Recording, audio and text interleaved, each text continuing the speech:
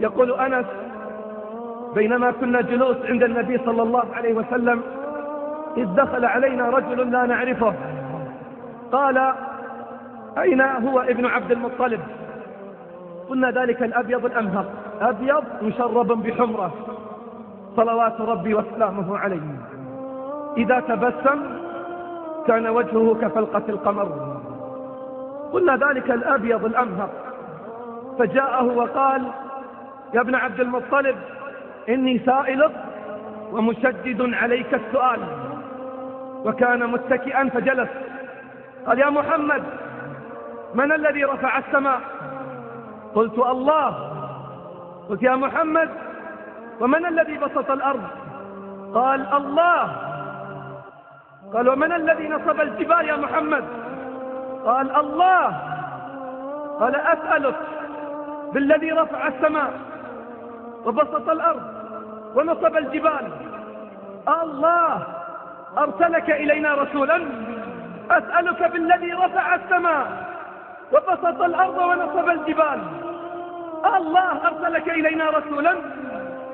فاحمر وجهه صلى الله عليه وسلم وقال: اللهم نعم.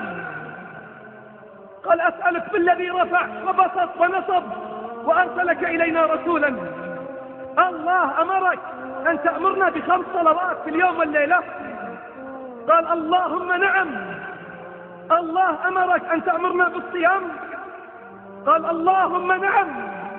قال: الله أمرك أن تأمرنا بأداء الزكاة؟ قال: اللهم نعم. الله أمرك أن تأمرنا بحج بيت الله الحرام؟ قال: اللهم نعم. قال: والذي بعثك بالحق والذي رفع السماء وبسط الأرض ونصب الجبال وأرسلك إلينا رسولا، لأحافظن على الصلاة ولأصومن رمضان وأعطي الزكاة وأحج البيت ولا أزيد على ذلك. فلما انطلق قال النبي صلى الله عليه وسلم: إن صدق دخل الجنة. إن صدق لما قال وحافظ على الصلوات وصام رمضان وأدى الزكاة وحج بيت الله الحرام دخل الجنة.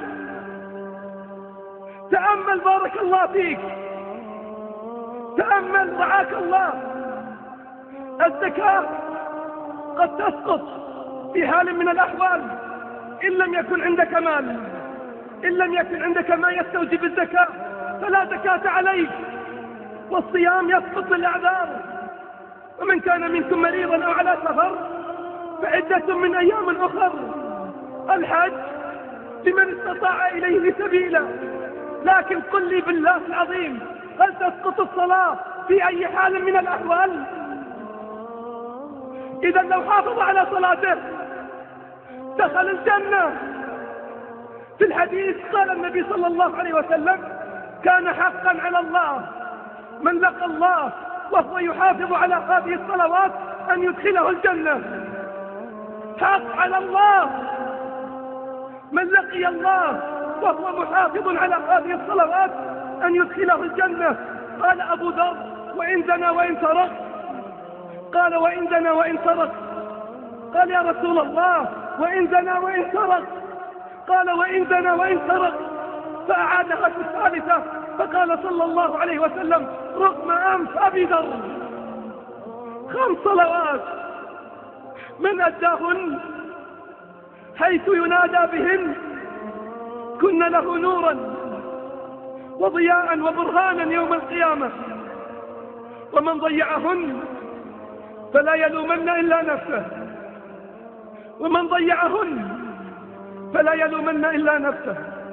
أطلت عليكم لكن الحديث خطير والقضية مهمة. أبناؤنا يموتون على غير صلوات، بل حتى الشيب تهاونوا في أدائها.